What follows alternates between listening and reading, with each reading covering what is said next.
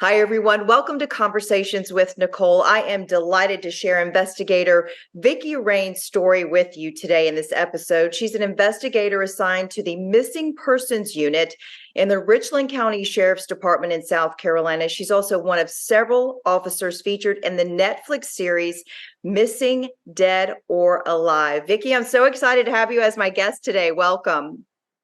Thank you. I'm glad to be here. I've been a cop for 22 years.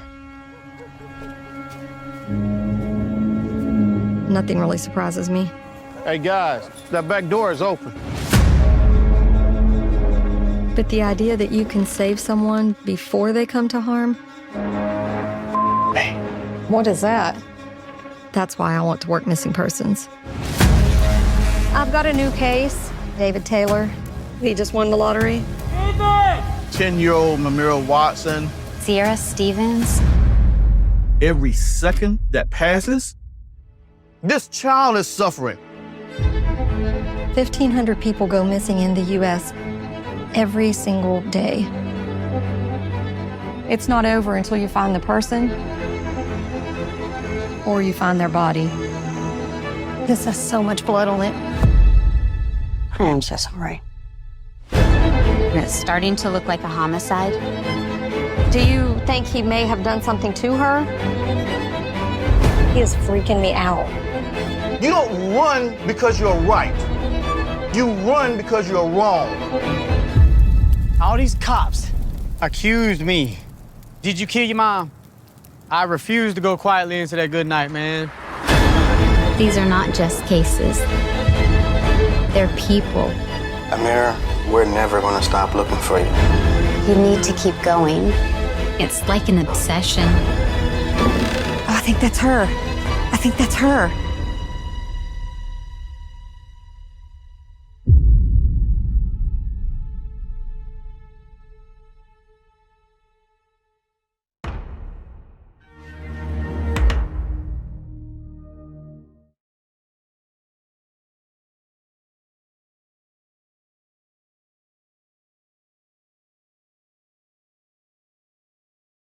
What an honor for you and your unit to be chosen for this Netflix series. We did feel very blessed that our department was chosen. Our department was contacted and they wanted to do this new show. It's the first time it was being done in the United States. The film crew came from London, and after meetings with the sheriff and he okayed it, they decided to come and do this show about missing people to bring awareness to how many missing people there are. And I was approached by people I work with to ask me to be in the show. And I felt very privileged and honored that I got to be part of the show. Lifetime Hearing Services, the premier hearing healthcare facility of the PD, is so very pleased to sponsor this next Conversation with Nicole, my good friend. Sit back and enjoy. Netflix picks you to follow. What was it like when they came and did the filming of not just one case, several cases that you guys were working on? I wanted to make sure that the public got to see exactly what we really do. So everything was filmed real, like they followed our cases and they didn't change how we do our job or anything like that. They just kind of said, do your job and pretend like we aren't here, and they just filmed us doing our job. And I was glad that people could see how many missing people there actually are, and that we do, no matter what the reason is they're missing, we do look for every missing person. Yeah, you certainly do. Walk people through the process of how you look for every missing person. I mean, it's investigators coming together, working every lead that you get, every possibility, not giving up when there's an obstacle. Talk about that. So every day we get cases that come in, and you try to look at them and prioritize them. And what I mean by that is, if you have a suicidal missing person or an endangered missing person, you try to get to those first to save their life. But the other ones that their person is still missing, we start following up on that, because what can seem like I guess you could say like a missing person that just chose to walk away on their own, but they're fine, can end up being a homicide. It can end up being that they're in a car wreck. I mean, these things have happened. Like, we've worked these cases where somebody goes missing and then their car ended up going over a hill into the woods and they're deceased and they didn't leave on their own, or it was a homicide. So we try to prioritize, and saving a life is like the main goal. Yeah, it's incredible the work that you do, and that we got to see it firsthand in the Netflix series. I watched, I think the first story was about an older woman whom went missing, and you were looking at her son. And when I was watching it evolve, I thought, her son has taken his mother's life. I just felt like that was the case. It turned out to not be the case. Do you mind sharing with my audience that story in particular? Sure. So there was a lot of red flags that would have led anyone to believe that he had probably done something to his mother. But during the investigation, we were uncovering other evidence that was leading us down a different path. But we weren't sure if he had done something to his mother and someone else, or what exactly happened. But as we were following it, we were praying that the mother was still alive. And we just continued to follow leads, even though everything he was doing and saying was making it appear as if he had done something to his mother. I was so shocked when we found her. We went, it's not even in the state of South Carolina, is not where we found her. And we got up early that morning and drove for hours and searched all day for her. We went to every homeless shelter, every hospital, everywhere looking for her based on the phone conversation that we got from the bank.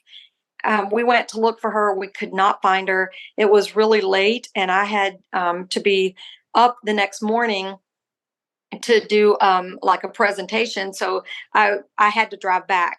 And I walk over to the shelter and I give them my card. And I said, if you see her at all, like if you see her walking down the street or whatever, please call me. I just want to know she's alive.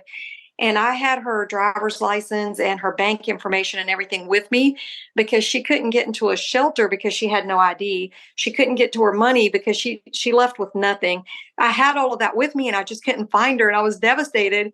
So as I turned to walk back across the street, I look both ways, because it's like a main street, and I see someone about 3 blocks away, and I just knew that was her. I could just feel it in my soul that was her, and I could not believe it. Like, I just started running towards her, and I was like, "Oh, I think that's her. Like, I really think that's her," and it was her. And like, I really was starting to cry. I could not believe that we actually found her.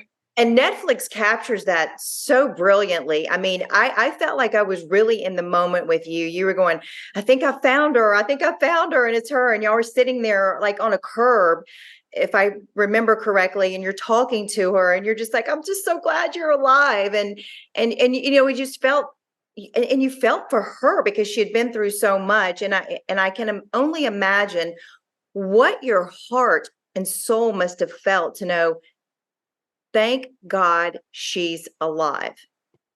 Yes, I that's exactly, I was like, literally, thank you, God. Thank you, Jesus. She is alive. Like, I felt like that. And then I was so glad that I could get her ID and everything so she could get in a shelter. It was December. It was very, very cold, and she was sleeping outside.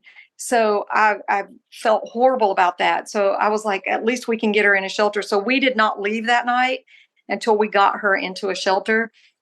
So I was very happy about that. And even though by this time it's like 1 or 2 o'clock in the morning, I was like, I've got to call back to Columbia and let them know that I found her. So I called back to the office and was like, I found her, like we found her, I couldn't believe it. And of course they were ecstatic, and it just definitely like was very emotional.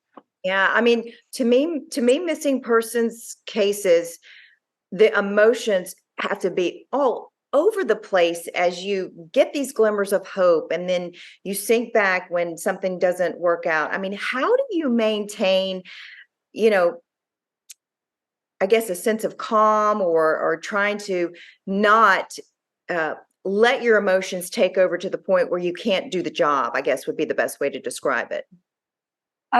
So you know that the family is counting on you. You're the link that is going to hopefully bring their loved one home. So you kind of have to compartmentalize your emotions and just put them in a box until the case is over. And then you usually do sit down, and it's like an overwhelming amount of emotions, especially if it doesn't end good. But when you're out searching for someone and it's in the day or the evening, and then you go home that evening, like you search until it gets dark, sometimes after dark.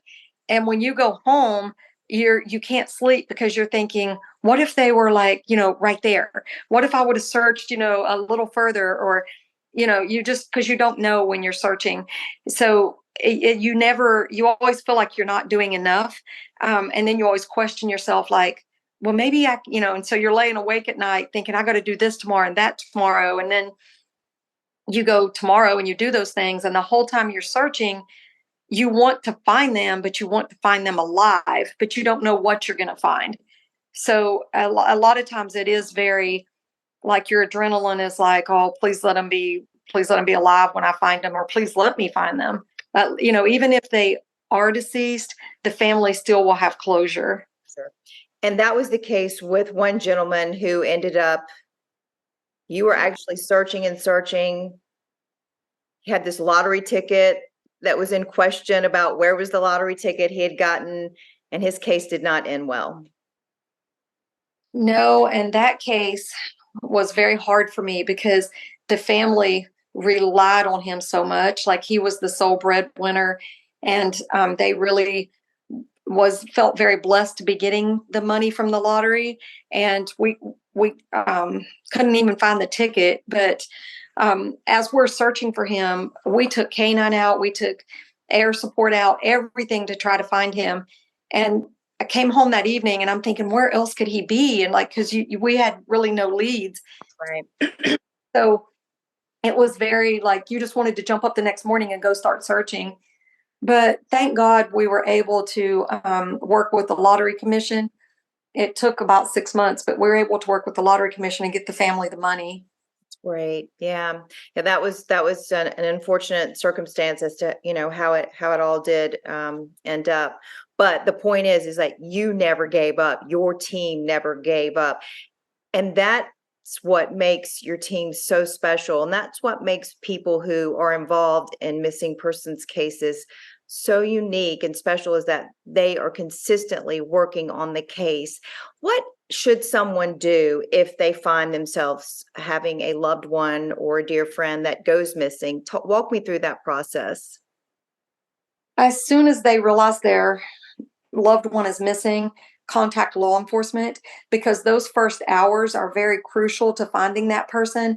A lot of times we can find video that shows them walking down a street or something, and a lot of times those videos are only good for like 24 hours or 72 hours. So as soon as we can start investigating, the better off it is. Or if they left in a vehicle or could possibly be in a vehicle, we can enter that vehicle into some systems that we have that will hit that tag anywhere across America and at least let us know where that vehicle is and where they might be.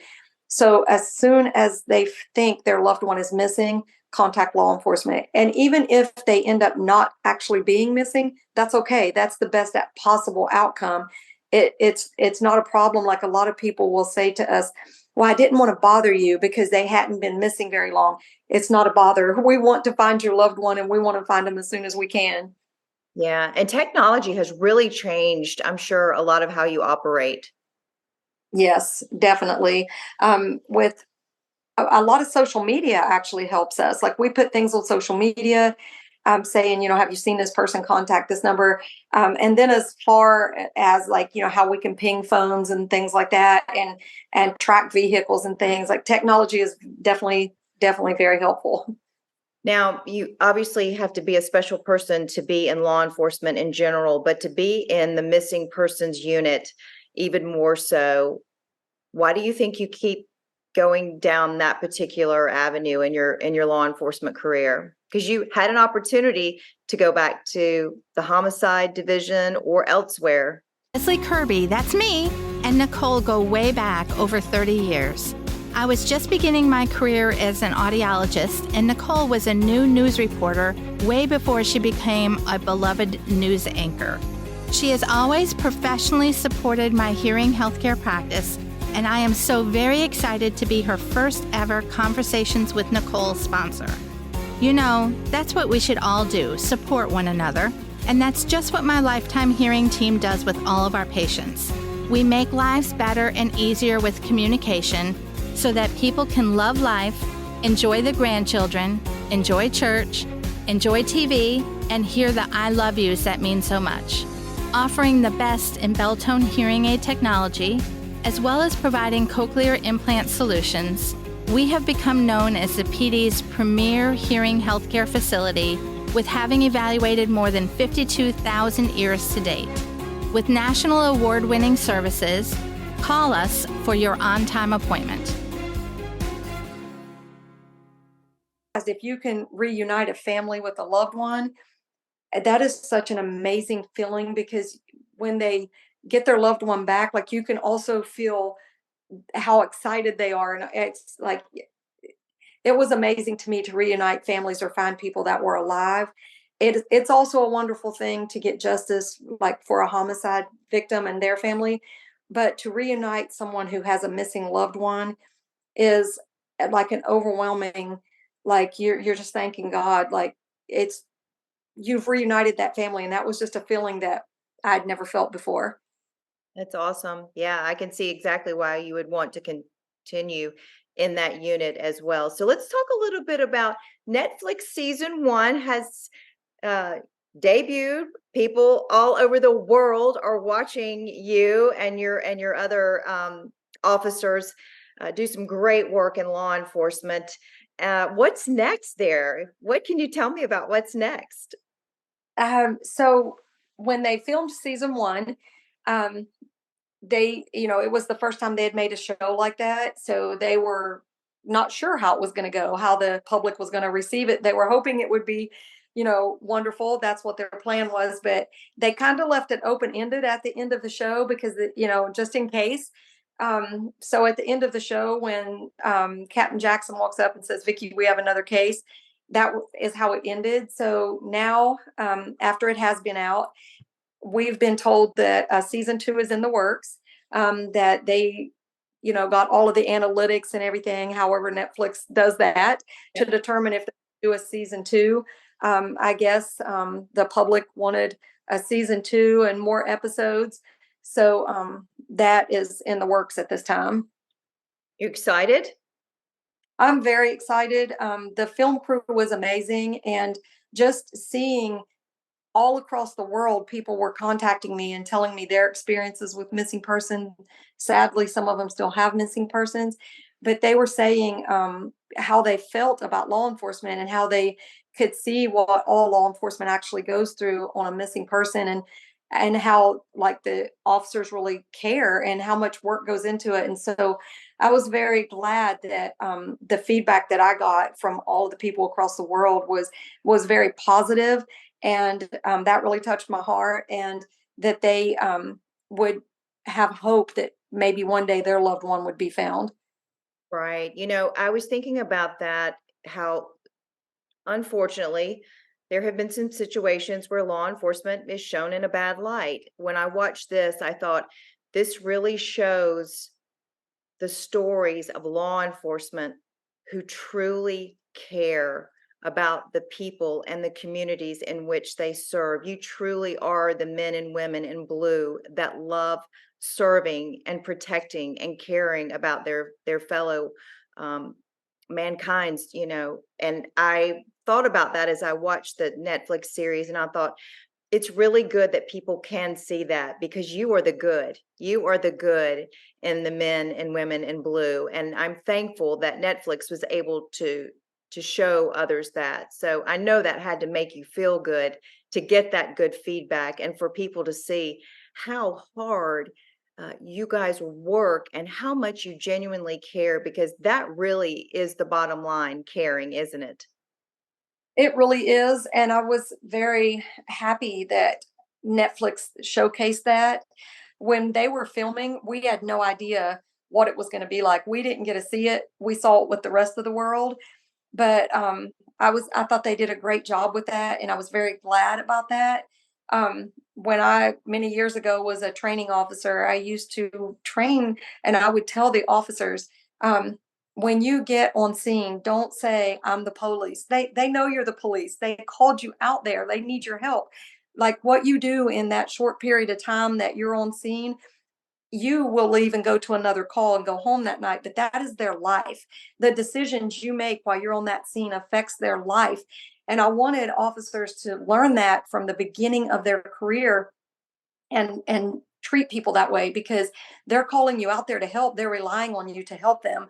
So I wanted it to be known to them, because they're new in their career, and I wanted them to get the right footing in the beginning. So there are so many good law enforcement officers out there that I've worked with over the years, and so I was very thankful that Netflix actually did show that. Well, I had that. That being said, you probably were a little nervous as to what the final product would look like. I mean, that's being very vulnerable to allow cameras to come in and see what you're doing, knowing that you are actually working honest and hard and true to your call in life to help others. So that was a lot to let them come in, and you just kind of open the door and say, have at it, and hope that in the end it would be okay and it would be positive. I'm sure you guys were all worried about that a little bit. That is very true. That's a very good point. I actually said that to them at one point. When we realized we weren't going to get to see even a preview of what it was going to be like, we didn't know how was it going to be shown as a documentary, or it ended up being more like a cinematic documentary, but we didn't know that. We didn't know what cases they were going to use, or they filmed so much. We really had no idea what they were going to use. We asked, and they were like, we're not going to be able to let you preview it. So yeah, it was a little nerve-wracking, like, oh, what's this going to be like? So when we saw the trailer, like, we were really nervous to watch it, because we're like, what's this going to be like? So when we watched the trailer, we were actually like, oh wow, like we were like, we can't wait to see what else they used in the show. But we watched it with the rest of the world, and it was nervous. Like parts would come up and I'd be like, oh, I remember that, or oh, they use that, oh my. How long were they actually in Colombia doing this? So they actually came pre-COVID, and they started to film, and then COVID happened. So they went back to London, and then they come back in the summer of 21. So they were here in the beginning of 20 and they left. They come back in the summer of 21, and they were here until the fall of 22. But, any final thoughts as we close as to what you want to share? I mean, certainly for anyone watching, if you do have someone who goes missing, just like you said earlier, call your local authorities immediately. Time is of the essence. On a personal note, though, as far as your career and Netflix, what else would you like to share as we close? I thank you for having me on here, and I'm so grateful that Netflix did that. I'm very looking forward to season 2. They film our cases as they come, so I have no idea what's coming for season 2. But I'm just glad that the public enjoyed it and liked it, and so I just thank everybody for everything. Yeah. Well, I thoroughly enjoyed it. It's been great to watch it for folks. It's on Netflix. It is called Missing, Dead or Alive. It features Vicki and all of the missing persons unit staff at the Richland County Sheriff's Department in South Carolina. Go watch it, because you'll see how amazing she is and how amazing all of her fellow officers are in the job that they do every day to find those who go missing. Thank you so much for being my guest today. Yes, thank you. All right. And that will do it for this edition of Conversations with Nicole. Until I see you again, I hope you have a great day. This segment of Conversations by Nicole is sponsored by Lifetime Hearing Services with 3 locations in Florence, Hartsville, and Camden. Visit us on Facebook and at lifetimehearingservices.com. Until next time, be well, stay grateful, and be blessed.